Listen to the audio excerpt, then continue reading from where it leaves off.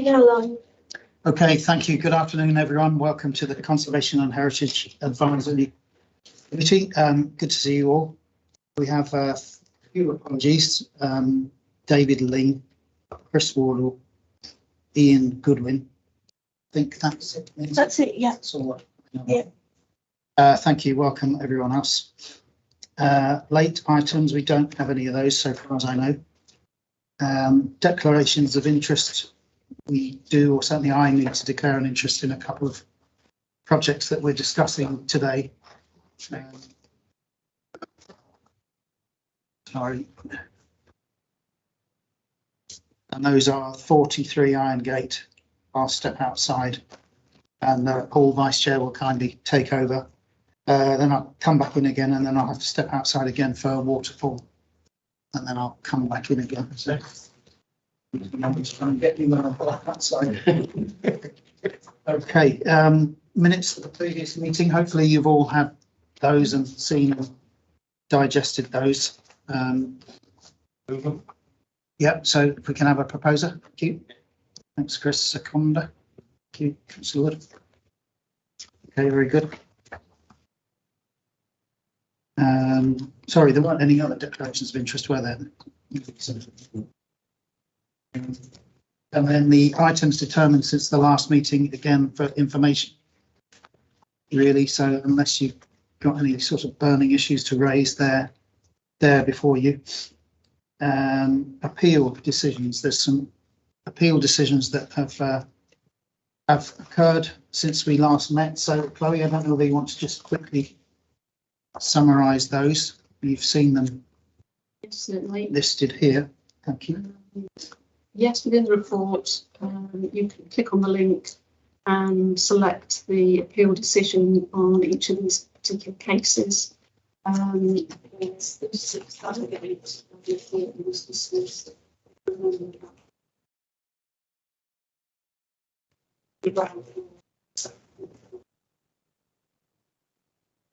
Some time ago. And it is a really, in terms of the decision and what is contained within it regarding works to the Great Investor Building, I think it's a Sorry, Chair. That particular.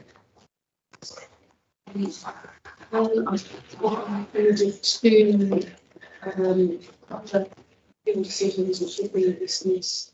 Really, there were a number of proposals for internally illuminated digital display screens.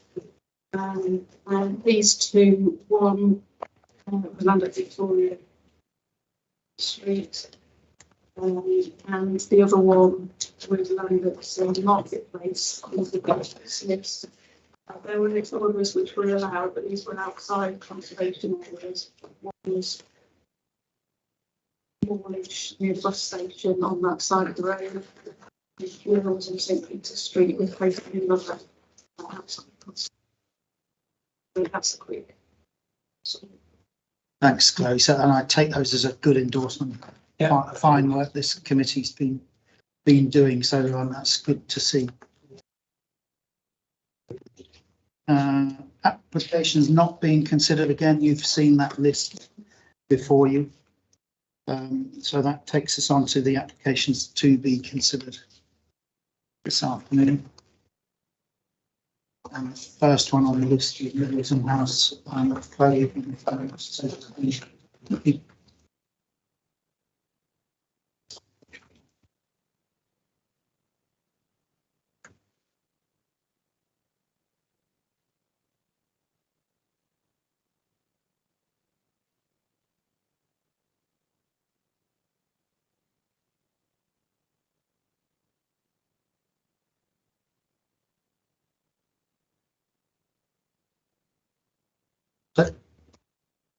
Yep.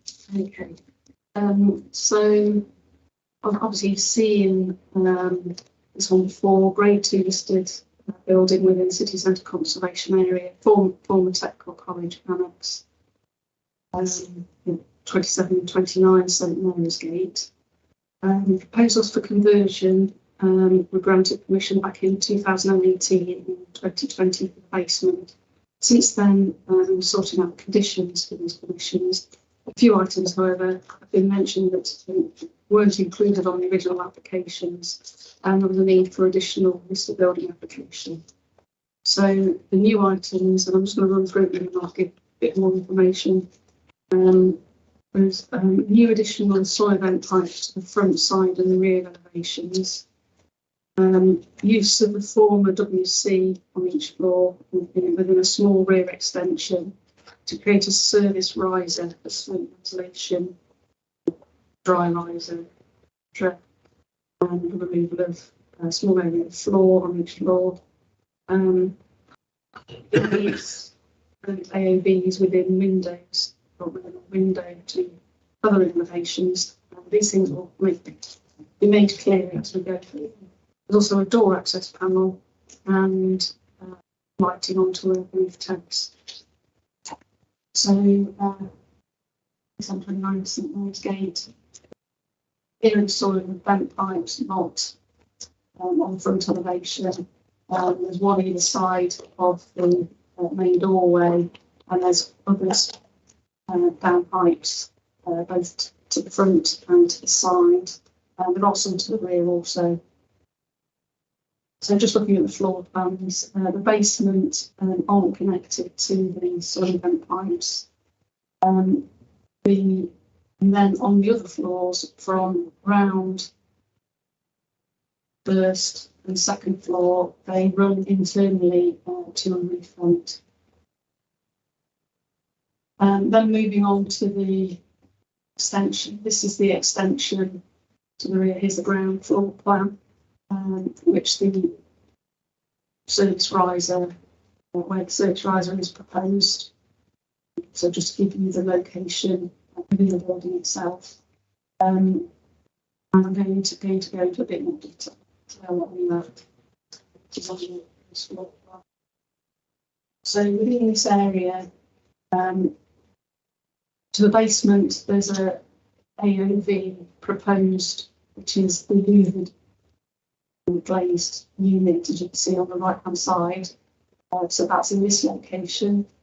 To the ground floor, there is window supposed to be sealed. Oh, and that's a window. And there's a new aperture within the wall of the ground floor corridor to create an access for the smoke in the event of a fire and to be shifted through the riser. And to the first floor, to the side, once again, window to be sealed, and a new opening on that level. And the previous doorway into the WC has been blocked, and with the actual valve for access that door. Then to the second floor, there is a new picture, and that's a replacement of the casement as you've seen online. And there's a access hatch onto the roof.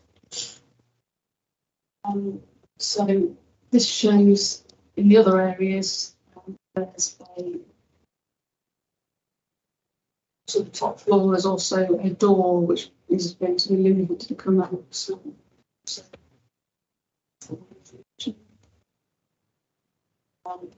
here's the extensive section.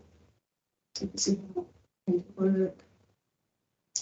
And here's the extension from the rear. So the reviews inside on the ground floor and first floor. And these are the areas where the proposed smoke vent. So to the ground floor, this is the aperture of the smoke vent which is proposed. At the moment, it has to be a specific its dimensions you can see and you've seen online. So it would be useful to have your comment on location and type of vent as they're proposing a glazed new vent into that service riser. So the first floor, we're proposing the same, and the same sort of things, similar location. There's no planning, but there is a data rail, and within the application information, we have noticed there was a smoke extractor. I think that over from the previous application. I thought I'd include it here. Then there's a proposal for a door entry system adjacent to the door. There's a flat roof terrace above the ground floor, and there's a proposal for some external lighting. I think that's it. Thanks, Chloe. So as I understand it, these measures are to do with the fire strategy. So an AOV is an automatic opening vent. Its purpose being to get rid of smoke quickly in the event of a fire emergency. So that's what that's about. But to make that work, it needs this this vertical riser, and then the vents as Chloe's described, including the ones on the ground first inside the building next to the arched opening that you saw, one of which kind of breaches the dado rail and encroaches into the panelling below. So that's that. Then there's the soil and vent pipe, which essentially runs down, if you take it from the top down, it's vented at the top, runs down inside the building. So pretty discreet, but then it appears at ground level. It comes out through the building and then drops. So you've got little lengths of pipe, seemingly PVC pipe, which then drop into the ground. So they're part of the soil and vent solution, but they don't stay inside the building. They actually pop out probably where they're at their most visible. And then you've got the door entry system, which is keypad mounted on the revealer on the stone, and then the lighting to the rear of the terrace, which Chloe has described. So I think they're the key components as Chloe's outlined. So comments, please. Does it require, like some sort of driving head to get that smoke out? Like, and is that a specialist? How are they going to make sure that actually happens? That knowledge for the person who's designed events. It's called stack effect. The smoke will naturally draw. Like a chimney. It's a chimney. Yeah. Right. Okay. Yeah. Presume somebody doing that. This is because the fire people want. I think. Yeah, I think we acknowledge the need for the safety of the occupants of the building. The way it's handled, I'm not sure that that's the most sensitive way that it ought to be handled. If you looked at the photograph where you've got the arch, doorway, the lining and the panelling at the base, that vent has got to slot in between the archway and that doorway on the right hand side there, which I think is, and it breaks into the panelling. Once we acknowledge that something's got to happen there, I think that is probably the least sensitive way of dealing with it. I think it needs to be set. If I mean, the technicalities of it aren't our remit, but I think we need to ask them if they can actually lift it up, narrow it down so you've got better proportioned piers either side. So it's a more sensitive solution, I think. Okay, I'm happy to. Yeah, I think that will look quite incongruous. It's like a louvered vent in the middle of the in the space that, as you say, breaks the line of the dado rail into the panel below, which seems a shame. Does it have to be looped as well? Can it not be the similar type to what we can see down the bottom right hand corner?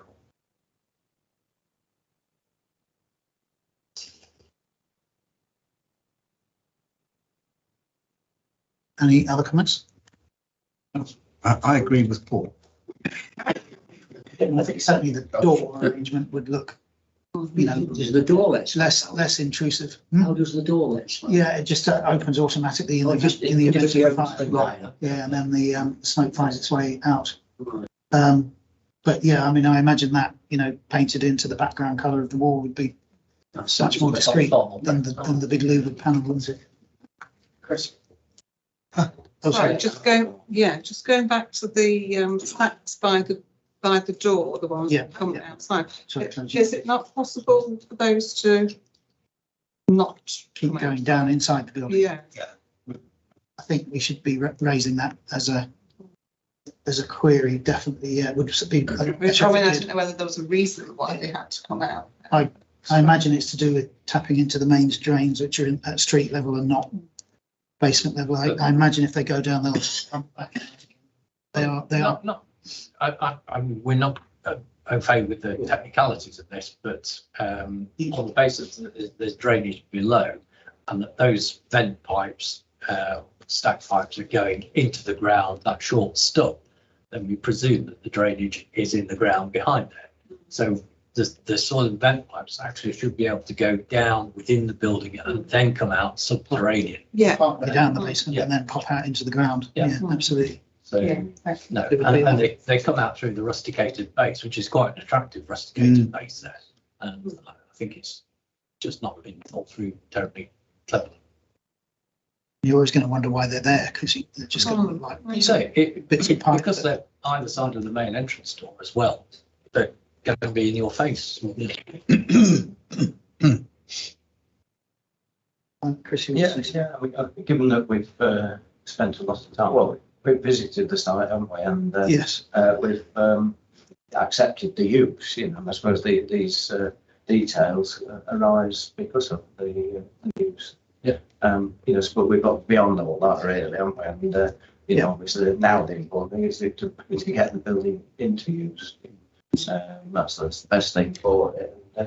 So some of these, I think I can accept the multi-inventory bell push thing. You know, sort of it's just a requirement, and I'm not really concerned about the lighting either side of the rear patios. Right. But yeah, I was also concerned about both those stacks down. And I'm sure that there must be some way of improving the situation. There could be all sorts of ways, I don't know. Might be the materials could be much improved, or they could be cased, you know, with matching material to the building itself. You know, so there's not just a pipe, but it's just a, you know, protruding material that matches the surroundings. And so I think, yeah, they could do something better. And I agree, you know, entirely with Paul.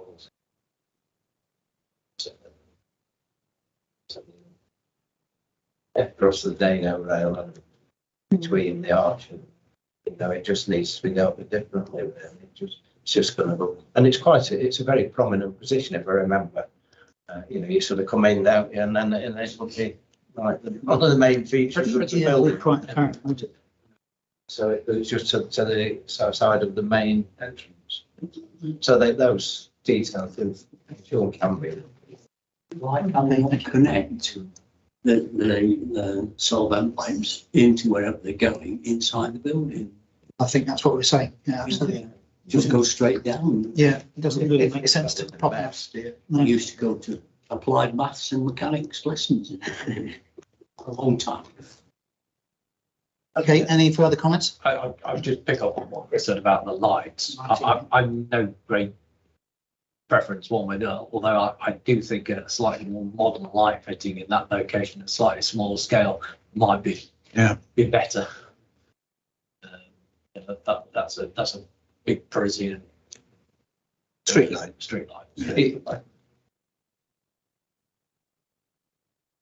Okay, so I mean, I'm taking that as an objection then, Chloe, on the basis that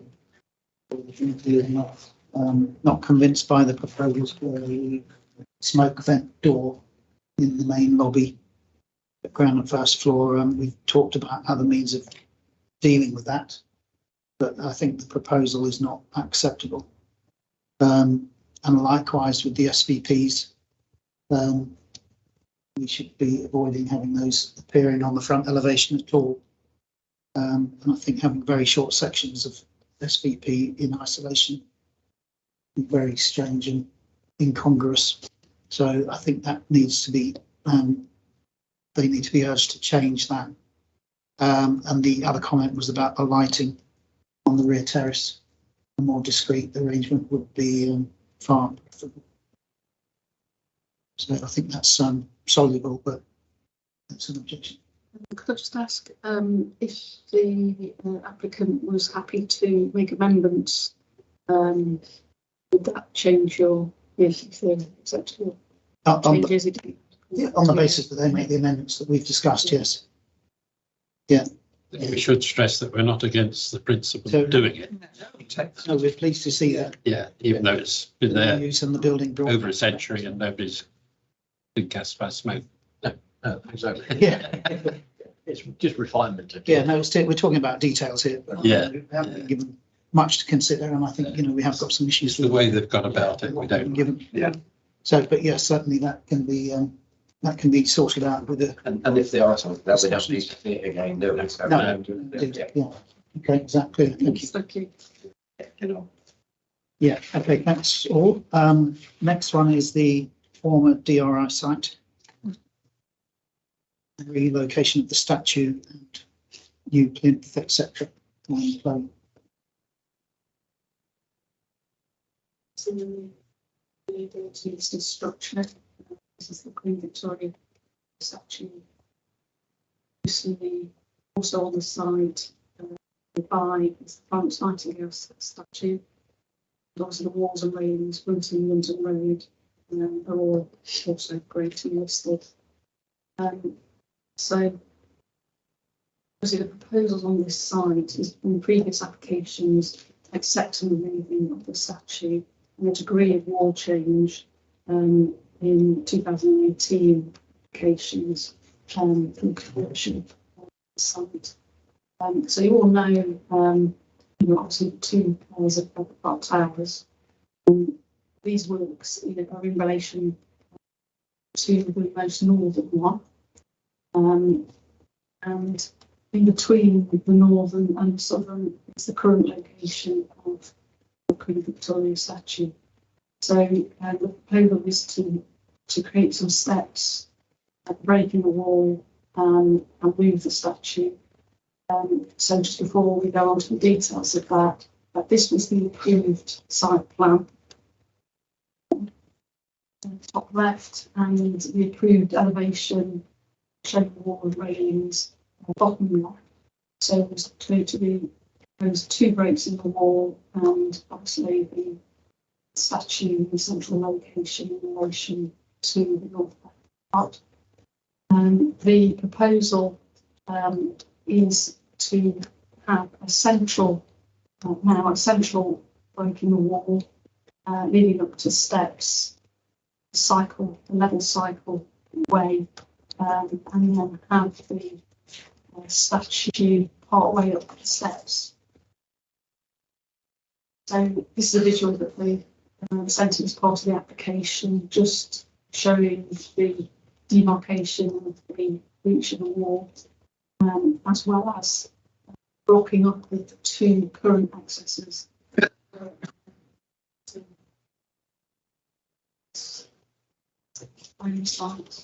So as you can see from the visual, it's sort of a narrow stairs leading up to the cycle route, and then ramps either side, and then steps essentially going up into the building. So here's some of the breach which are currently there. Here is looking from the outside. This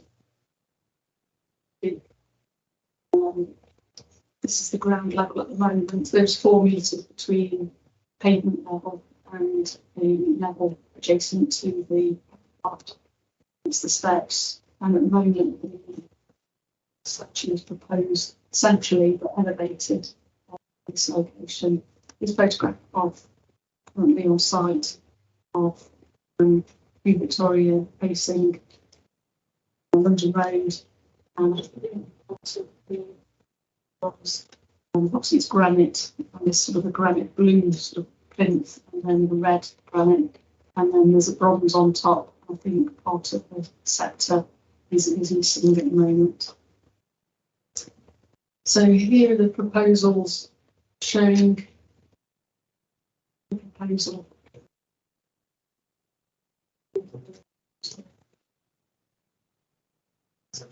Section 3. There's a more detailed section with the missing.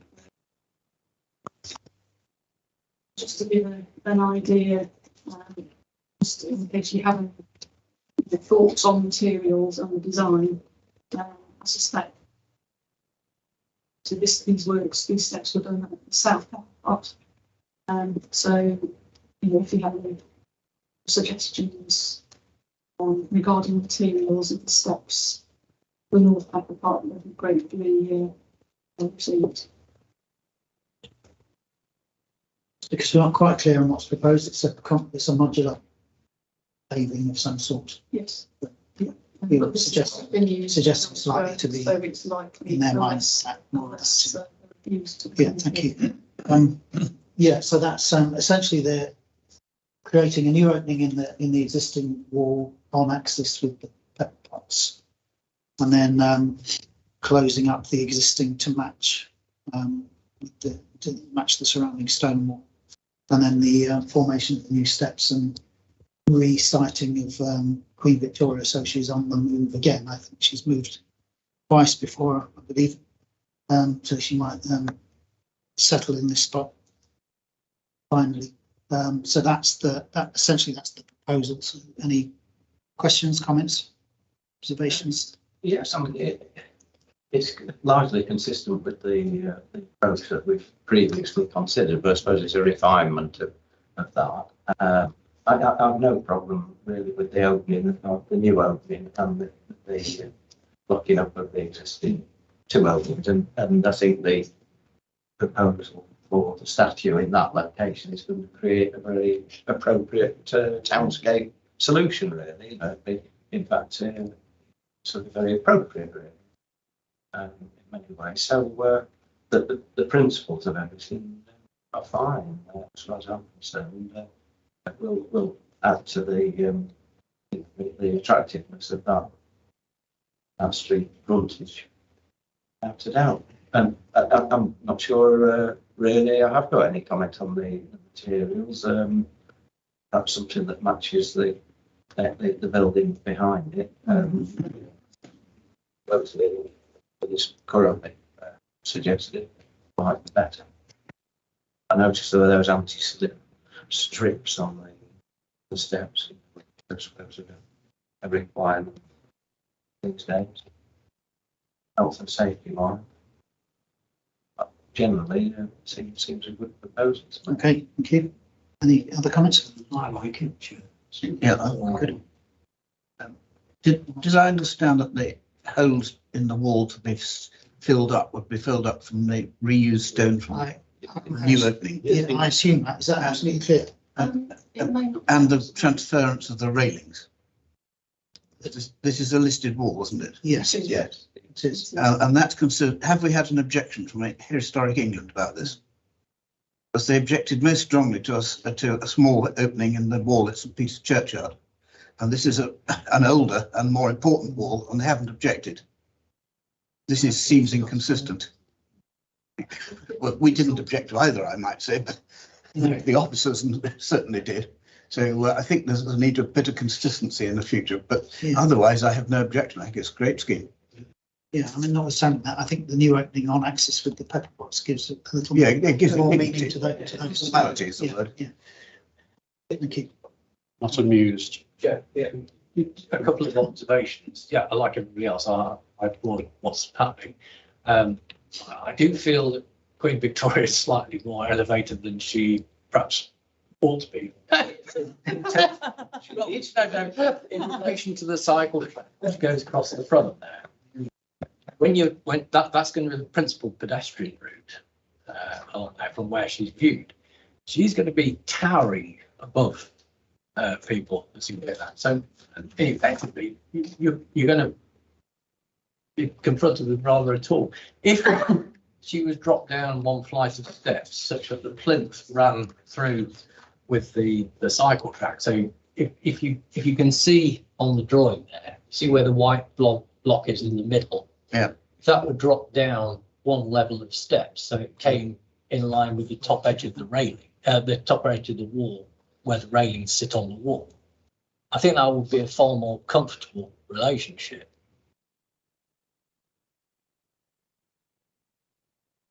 Show you the 3D, see the 3D at the bottom, in the middle. Yeah, so if she were dropped down a level, Do others have she'd relate more to the public, the pedestrian route. No? Do others agree? Any strong views on that? I would go along with that to some extent, I must admit.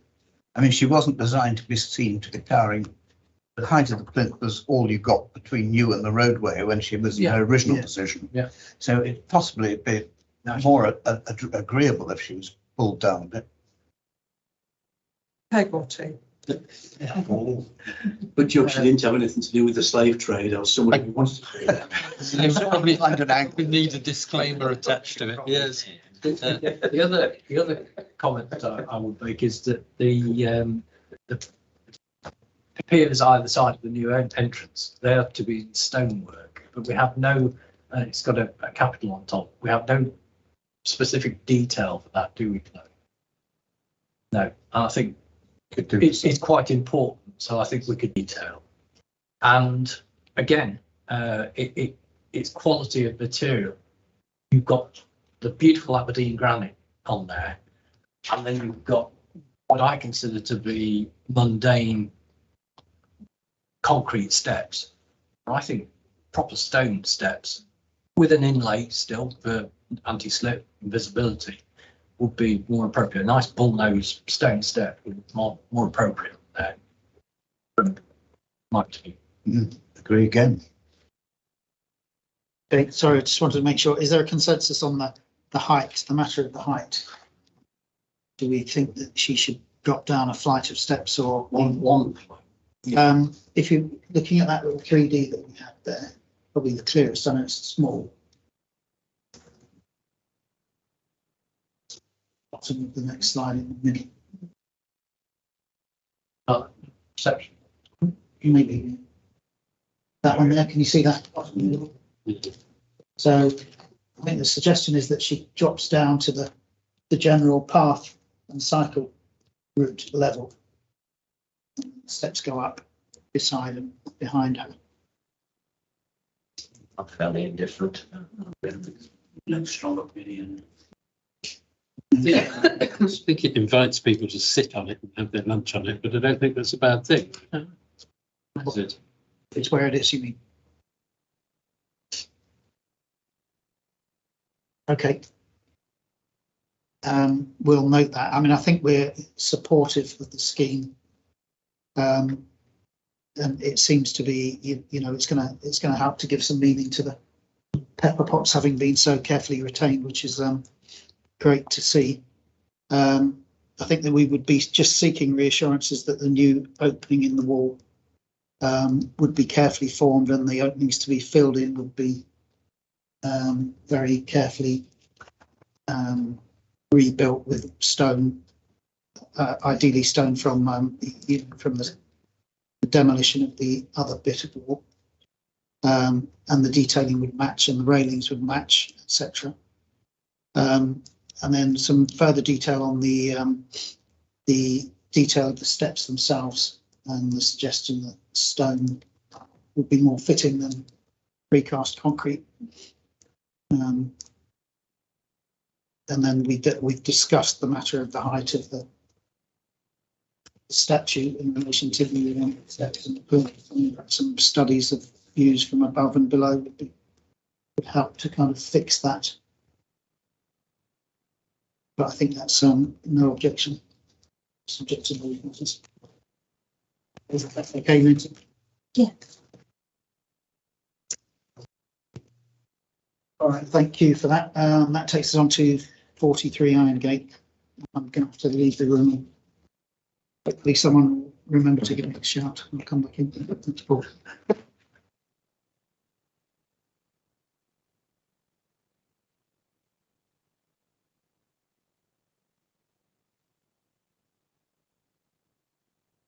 So next one is 43 Gate, former Lloyds Bank, and right down to the entrance into George Yard. The proposal is to convert the upper floors from bank use to residential, and the lower floor becomes a cosmetic surgery base. Chloe, would you like to just give us a resume of? Yeah, sure.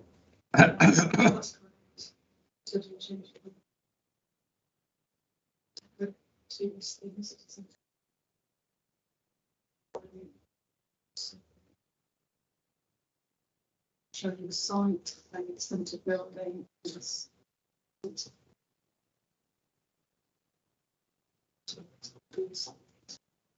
George's Yard. In terms of external changes, there are two areas where those, one is to the Irongate frontage and facing metal door, timber door with intercom and access. And the other one, the other area of change is within the carriageway. There's two existing structural openings, so took two doors being introduced. Historic structural openings, and two double doors, which is new double doors accessing the big store and the disposal board, which is another sort of in sort of area. There's also elevation to St George's Yard, but door is locked off.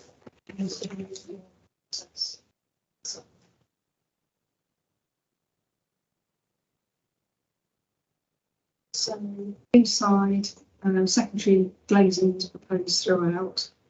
To the ground floor, there's quite a lot of, as you can see, these photographs are representative. There's a lot of walls with partitions that are being removed. Small area levels to the floors being increased to ensure level access from the carriageway. Removal of a goods lift and one doorway opening. So as you can see, not an awful lot in historic fabric, and there are suspended ceilings in situ at the moment, which do have a comfortable relationship with some of the windows. Some of the suspended ceilings being retained, and some of them having full circuit of coursing, etc. Top above ceiling. So I've already mentioned, you've seen online the changes that are proposed to the new subdivision. To the first floor, so again, there's not an awful lot of historic fabric. There's the removal of two goods lifts with an area of floor height where there's split with steps being in part being raised with two floor shower rooms, one new doorway opening, blocking of a window. This is already blocked on the outside, so that's the bottom right. This is the offices, the visual appearance of the building, offices,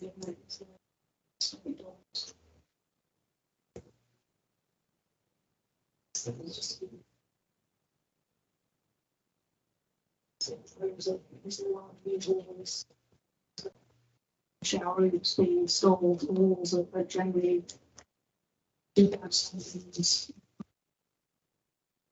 the sign plates. So again, it's removal of partitions. There's a big thing that's still clearing doors. So 4 structural door openings, which you need 1 roof and flat roof. So they're expressed. So the second floor, once again. And then 3rd floor, there's blocking one of the. So it's also submitted section which you've seen a range of options online. But in summary, obviously many features have already gone in this building and there's been quite a lot of interventions. So I think that's probably a summary of this proposal. Okay. Thank you, Chloe. So effectively then we've got a building which externally remains fairly well untouched. There are minor alterations to the exterior which for the most part are advantageous to the building, like the replacement of the metal door with timber door, some reopening of original doorways, formation of another doorway to the haulage yard side and bin store. There is a comprehensive heritage statement, I'm sure you have a chance to read.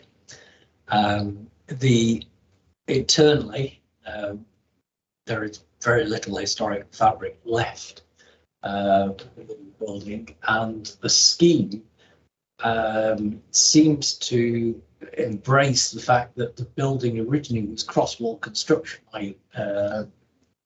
divisions into vertically, as you can see on the plan there, which is being reinstated, which I think is a good idea and complementary to the original fabric of the structure. So all in all, I think it's quite a comprehensive scheme and well thought out. I'll open it up to discussion. Excellent. Yeah, I was impressed with the heritage statement, which sort of the proposals are grounded in, really. Yeah. In that the identification of parts of the building that shouldn't be touched and parts that was not sensitive at all. You know, that approach from the start was good, and it's resulted in very little change to the external appearance that we've made on it. Yeah. Which is great benefit. I'm never quite sure what that container on the roof is really, but would have been nice to see it go, but or be changed. But there's something that looks like it's been dropped on the roof many years ago. Of course, it's not part of the proposals now, but just always a bit odd. In terms of the details, there's that opening up of doorways into the carriage here, which kind of changes its feel a wee bit. But I think partly they're to conceal bins, aren't they? Yes. So it's like, which is probably better than the bins being in the carriageway, really. If that's the case, and if it's a sort of a cosmetic surgery, then they'll no doubt have medical waste and so on that needs to be kept a bit more carefully than just left in the skip outside. So I think I can live with those alterations in the carriageway on the basis that they're doing so much to retain the important parts of the building. Yeah, I agree with Chris. It's a nice looking building. They're not messing about with the outside, and it's coming back into some beneficial use. So we're up to them. I was amazed that they didn't take their cue from the Heritage Centre and reinstate the original hip roof, which was lost in 1953, put some more flats in and asked for a row of dormers. Yeah, well, got even more flats in. yeah. Seems like Don't suggest things. Mr. Thriller. It looked a damn sight better with the hip roof. Yes, I have to agree. Yeah. Still, it's up to them. Yeah. Not to lose money. Maybe you're happy with everything. Oh, yeah. Yeah. It's a tabula rasa, the inside of that house. So no objection? Yeah. Okay. You're up. Okay. In fact, but He's not sure. Where are we going now? Went to the toilet. The Arboretum. Yes.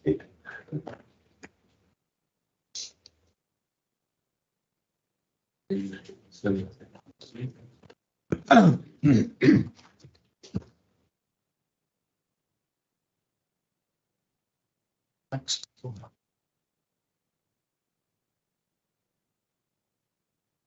Okay, next one, the Arboretum.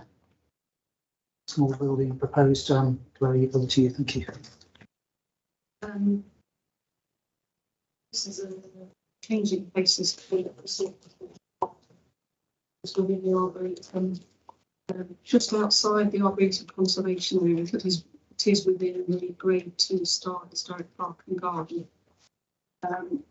So in terms of those location, obviously there's the park building, and the Arboretum toilet to the right. You can see in this view, the pod is proposed on the left hand side. And to match the materials of the building adjacent.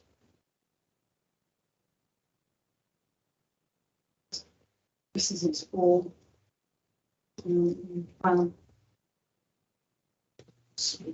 Rules as to the size.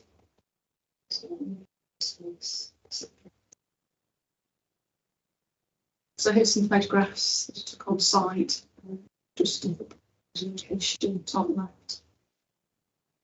Brings situ and view to right from the northern part of the park in the back of the buildings. So obviously there's a lot of history in terms of the Arboretum, there's public park, etc.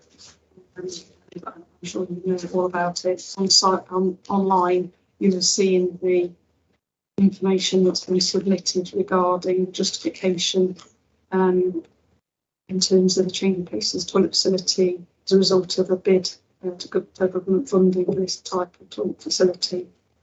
And obviously, yeah, you can see all of that online. In addition to that, there's been a little bit more information on whether the reason for not being able to accommodate it within Block C or blocked into the two blocks you can see. They're saying that there's no vacant rooms or areas to convert. And there's a plant room at the end of the block, pumping equipment for a water feature, and they say they're not able to get rid of that facility. And in terms of the existing disabled toilets, they've said that they aren't able to, the provision has to be in addition to existing disabled accessibility, toilets with accessibility, and shouldn't be instead of. So they've justified the reason why they've gone for a standalone rather than internal alterations to the block. Okay, thank you. So, Changing Places, there is a prescriptive menu of things that have to be included in this, including the, there's a set size, and they include a kind of bench where it's possible to change someone with profound difficulties. There's an accessible toilet, there's a shower, and there's usually a hand basin that's adjustable, and all the hoists that go with that and tracks in the ceiling that enable people to be properly you know, looked after in tricky times. So, I mean, I think there was a bit of pushback in terms of, well, why can't it be in the existing building? The plan happens to show it next to a room that says it's unused, the plant room, which happens to be exactly the same size, but it seems like that's been tested with them. So, I mean, you did say that was a plant room for the water feature or something, but I don't know why they're saying it's unused, but anyway. So that's the plan that you have before you. So I think it's a kind of yes, I'm guessing is it pre-fitted out pod that's craned into place, probably, and clad. Anyway, comments, please. The observations. No objection at all, really. You know, it's a valuable facility. It's been located. Now it's been explained why it's needed to be perhaps a pre-formed thing anyway. They don't have to be complete or whatever, but it's being located with the other functional buildings, so they'll just form a group. Really. Don't think it's going to be detrimental to the enjoyment of the surrounding area at all, really. But it will be particularly valuable for those that need it. Couple of things. Firstly, clarification of the materials. It says to match existing, but we've got render. There's something the orangey looks like brickwork in the back, which I can't really determine. I think we need to hone down to find out exactly what the materials are. And I mean, I have to say I'm a bit disappointed with the quality of the architecture, not only with this one, but the adjacent blocks as well. But this is arguably one of the most important parks in the world, being precursor to some great parks. And I think it demands a better quality building in terms of design. I don't want to scupper the fact that they're being funded to put this in, but if some encouragement to actually even extend the eaves a little bit so it makes it more of an attractive piece of architecture. It's a charmless addition to a charmless group. Isn't it, really? Indeed, yes, well put. Yeah. I agree with Paul on that, but the Arboretum traditionally had toilet blocks that have either vanished or been reimagined, which were quite ornate and fitting to the rest of the architecture of the Arboretum. I would have thought just a little effort. But I mean, you don't want a pastiche, I know, and perhaps if you're not going to put it somewhere like where the old toilet blocks were, the simpler the better, maybe. But yeah, it's not terribly attractive, but necessary, and I certainly support the thing in principle. Yeah. So I don't want to scupper the proposal by virtue of being difficult over the design. Okay, any further comments? Okay, so I think clearly we support the provision of this valuable facility, but there is a strong sense that the building design is somewhat lackluster and stands alone, doesn't really try to relate well to the, anything around it, and it seems like there's a bit of a missed opportunity here to to provide this excellent facility, but to make this a building that's going to make a contribution to the character and identity of the park. So I think I don't think we're objecting, but I think it's a plea to have a look at the design, which seems so unremarkable to say the least, and try and encourage the design team to have a look at something a little more contextual. Okay. I'm going to have to leave again. We're going to discuss. Thank you.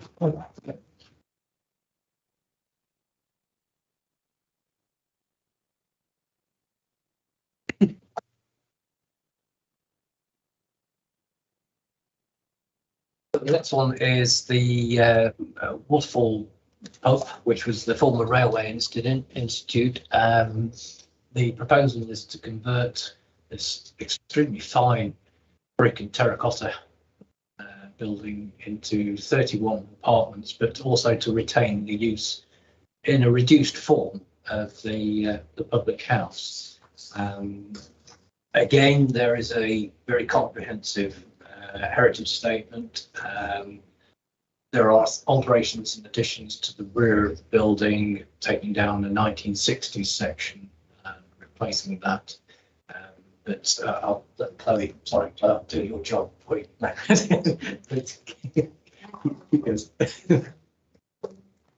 So, yes, that's some of the building.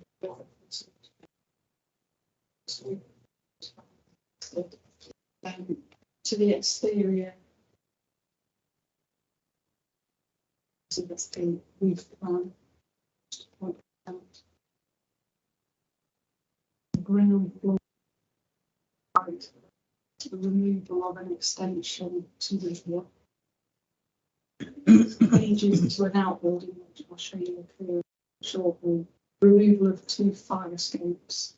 Reinstating and blocking. So sometimes the windows are seen on the outside, but a block on the inside. There's a series of roofs saw on the previous plan, and also some solar panels to the flat roof. So you can see the roof lights, the AOBs, and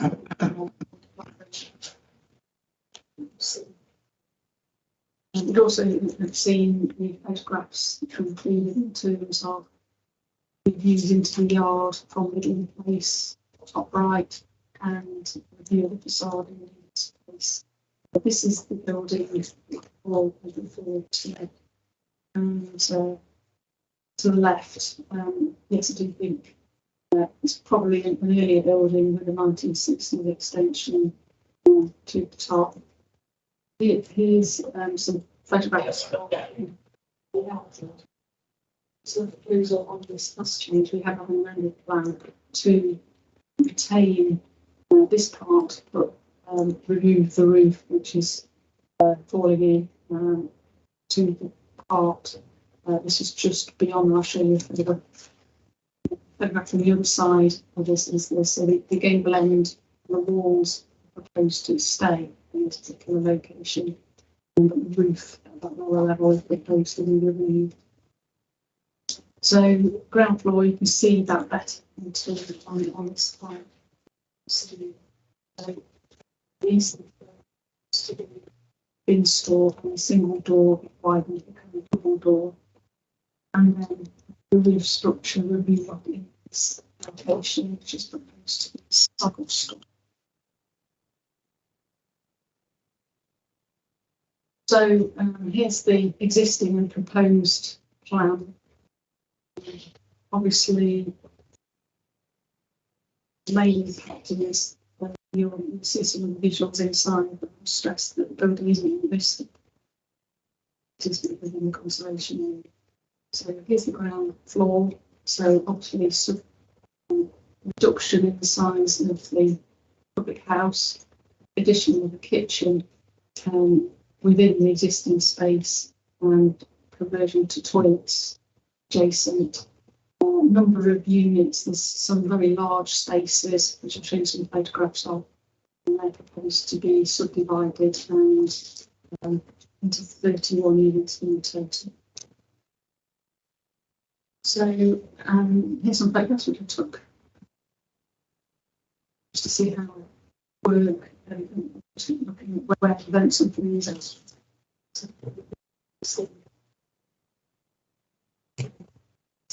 So there are 2 windows that are partially blocked, which is proposed to be real.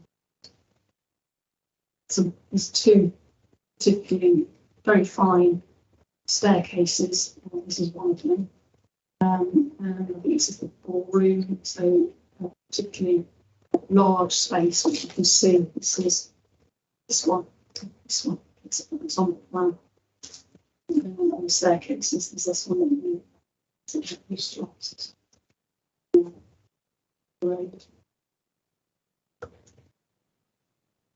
And within this space, there's actually proposed to be 2 floors, so 2 floor structures and 3 floors within this large height.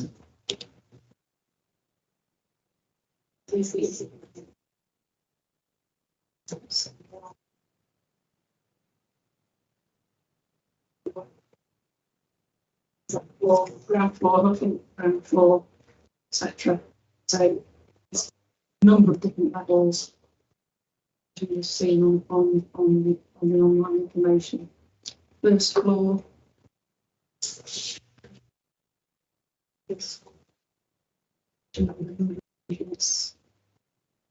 is within the main space, and see the turret in the corner. And so this area has been kept open, but I think that there is another floor being submitted, being proposed. Yes,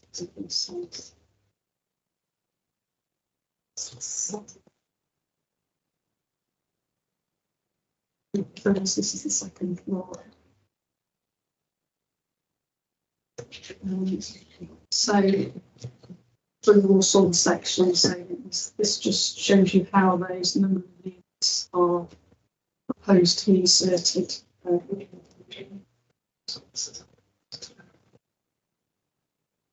Bathrooms and kitchens, etc. Vents. The information seems to be.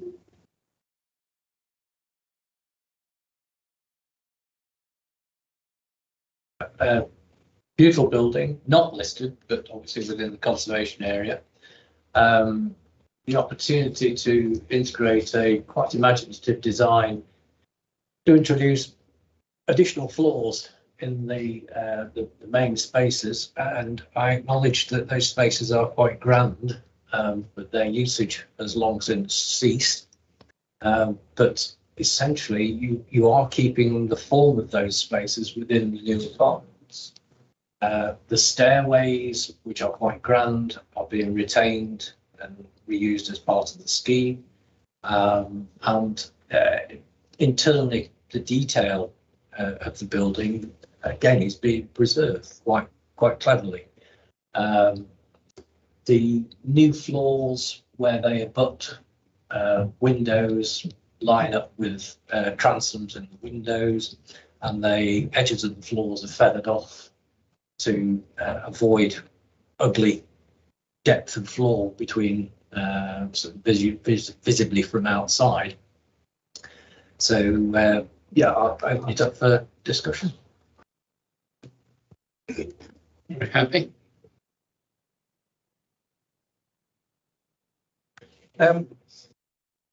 Yeah, I mean, it always seems a shame when you lose these, you know, kind of spaces. The ballroom area, but it's hard to imagine a use for the building that retains, you know, that kind of facility really. It's a very intensive scheme. I was quite surprised when I saw how many units, you know, they were getting into, and I thought, well, how's this going to work? But it does, I suppose, you know, carefully. So, it's not going to be detrimental to the conservation, and it's not going to be detrimental to the surrounding assets. The demolition at the back is warranted. I mean, you know, it's a bit of a wreck, really, around the back, if you've ever been and a look at it. You know, there's sort of roofs off, and in fact, the whole building's started to look like it's struggling, really. So, you know, probably the time is right for a major investment to take place. And so perhaps we've got to encourage that, just accept that we're losing something. I mean, the outside is fabulous, and it's so important to the history of what was a railway town, but it's now a city. You know, that's elevation towards the station. You know, it's really important part of the heritage of the city, and that's not being lost. So. Yeah, that's pretty much my view as well, Chair. I've been to 2 functions there in the last couple of years, and it's clear the building isn't working at all. We don't want it to go there. It's in a beautiful setting with the railway cottages in the Brunswick at the other end. Yeah. So there's a lovely kind of whole complete thing. Looks smashing, and can keep it going there. I'm on that. Give the building a use for another years. Yeah, I'm not objecting to that. Yeah, and also linked in with the paving we're going to look at in a bit. Yeah. You know, this is Those extra people. Yeah, that area. So, yeah. It's going to be a lot of life. Comment? No, I mean, it was built to bring some magnificence into the life of the working man. And that magnificence is lost on the inside, but I cannot see any way you could avoid it, really. No. So, again. No objection, Chloe? Right, Lindsay? Yeah. No. Press back in.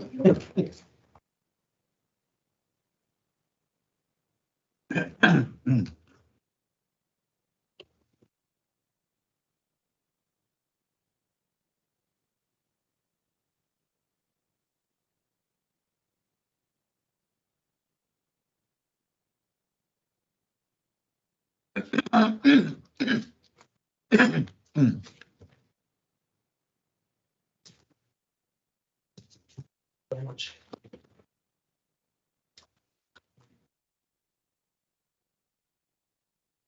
And that brings us to the end of the applications for consideration. We just wanted to spend a little time talking about the Transforming Cities Fund and the proposals for the railway conservation area. So we thought we'd seize the opportunity to discuss that. So Chloe, if you wouldn't mind taking us through that, please. We've seen that in back too, I think. It's obviously, there's a report just outlining what Transforming Cities Fund is, and obviously it looks at improved cycle access to the railway station, the benefits of school, and the detailed overview I'm sure you've seen within your papers. Obviously, taking cyclists off railway terrace, really replacing on Calvert Street to take away congestion traffic. There's a number of enhancements proposed. Obviously, Middle Place, where that it's already been sourced and done some years ago.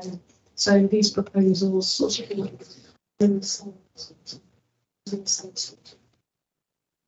really helpful just to get your views on the detailed design, really, and any elements that you want to raise. So obviously we're looking at Yorkstone paving, buff-coloured resin,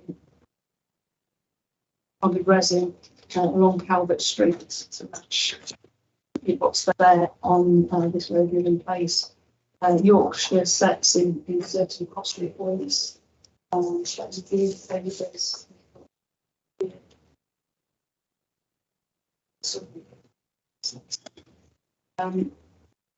So sheet 1, as you would have seen, is Midland Road, side adjacent to the War Memorial, where they're proposing retaining many of the stone walls. In terms of paving themselves, of Yorkstone,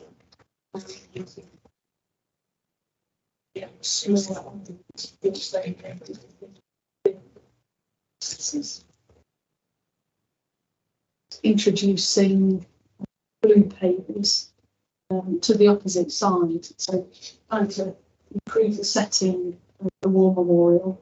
On the other side, trying to look at blue pavers. So this is exactly what's wrong. There are very few in this area. There are a couple of drains, obviously, in the original cast. The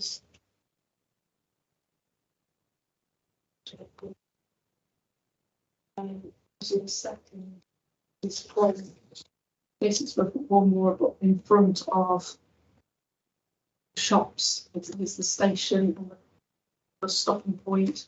So it's continuing the blue pages along to meet where they've been done at Midland Place. You'll notice there's a number of bollards proposed in that area. And then once again, a continuation of the blue pavers adjacent to the waterfall we've just been talking about, and the removal of the planter which you'll see on the photograph.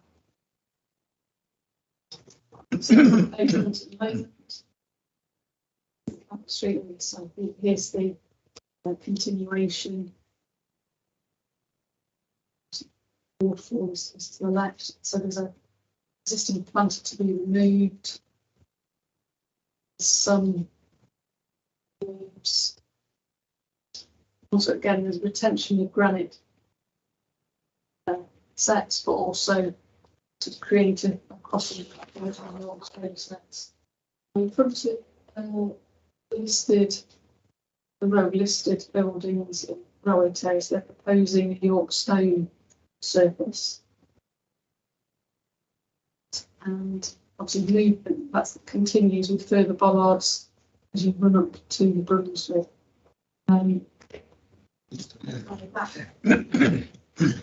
Hopefully, in those photographs of the current tarmac, it'll be useful to use regarding the materials there.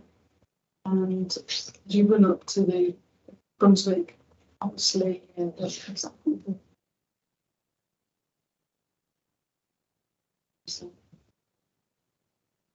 you up Calvert Street, which is going to be serviced.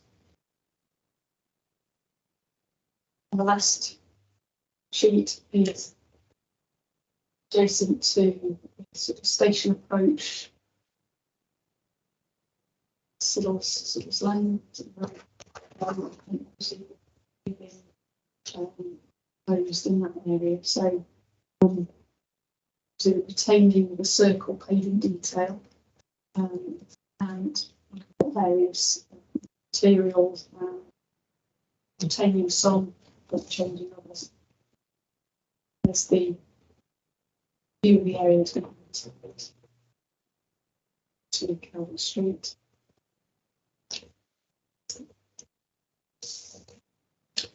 Okay, thank you very much, Chloe.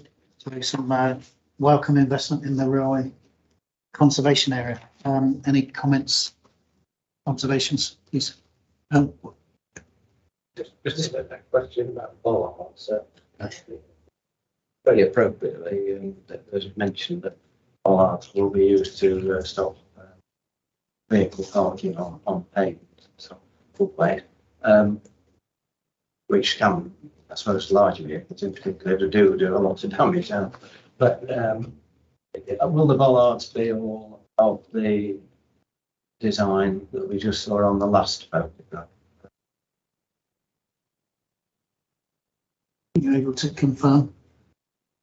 Well, that's something you can suggest. But, you know, if that sort of They've not design, said- then that's Haven't fine. given I don't think those they've said, that Chris. specific- No, oh well, that kind of approach. Yeah, I this is think is appropriate for the heritage of the area, Yeah, isn't it? You A know? little bit consistent and preferably Midland Railway colour. Blood and custard. Yeah. Cream and crimson would suit, but yeah. I was at Lake Midland Railway, mate. It's blood and custard. Blood and custard, yeah, all right. Sorry, just to confirm. Cast iron bollards to match. This is the interior palette. to prevent vehicles mounting from the curb. So I think it's a good idea to highlight that there's a preference. This is in going to be terms of quite design. So at least they can visually, aren't consider Yeah. that's possible. The railway cottages are under a covenant to paint their front doors a specific Midland Railway red. So I don't think there's anybody left to enforce it now. Michael Ballander's not on his bicycle. You know, it encourages a bit of uniformity, which is what. It's welcome, Chair. Anyone else? Max, you were going to say something? Well, may not be relevant. I just think it's a cosmetic exercise, which is going to cost a lot of money. I would have thought it's a shame that this sort of money is not available for a facelift fund to improve the facades of the early Victorian buildings opposite the station, which are a thoroughly tatty row. And in the past, we've had applications here to remove them for various reasons. They shouldn't be removed because they are decent early Victorian buildings, wonderfully in scale. But if there was a facelift grant to make them look decent, to help the owners to, they have rather seedy uses, some of them as well. I mean, Bubbles massage parlour would be very pleased. Take your word for it. I can't speak for personal. People come by train. Tourist attraction. It's a shame that it's all going on sort of paving and cosmetic stuff, and there's not a scheme to improve the actual buildings. That's all. No, I agree with that. I think We need both, but I don't think it's Yeah. either or. All right. But I think it's timely, really. A lot of the changes around there were made almost a generation ago, like that. Yeah. That's Derek Latham and his ideas. I remember what it was like before that, but it's now looking tired, and I think won't hurt.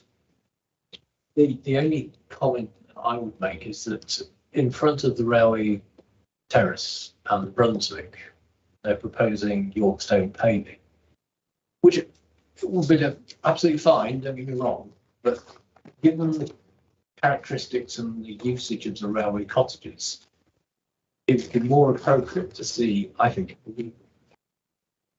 and if we could repeat the incised, diamond incised paving type, I think that would respond more to the character of the buildings than the Yorkstone paving would. It is only a being pedantic, if you like. Is there support for that suggestion? Yeah, or a mix, yeah. Even if it can't be everywhere. Yeah, okay.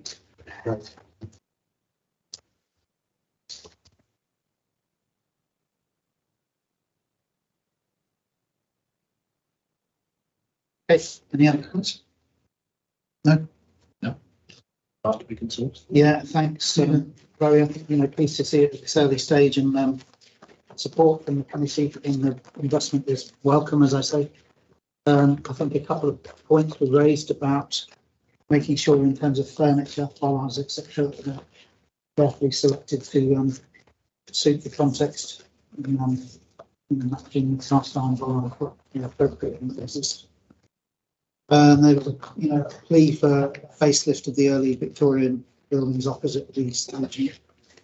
On the basis that as well as this investment in the public realm in the conservation area.